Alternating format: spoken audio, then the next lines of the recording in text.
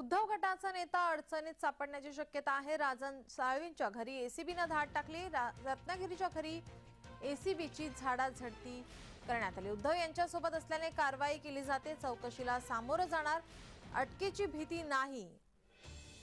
कारवाई होणार हे अपेक्षित आहे। तुरुंगात पाठवलं तरीही उद्धव यांच्यासोबतच राहणार। एसीबी कारवाईवर राजन साळवी यांची प्रतिक्रिया समोर आली आहे।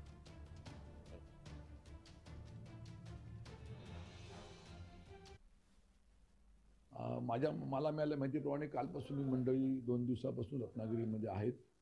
रत्नागिरीच्या एका हॉटेलमध्ये ते उतरलेत, तिथून माझ्याकडे आज येणार।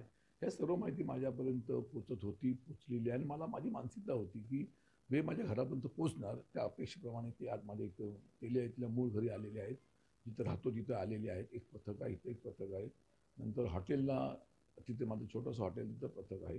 अशी माझ्यामधील 4 एक पथकं या ठिकाणी कारवाईसाठी आलेली आहेत।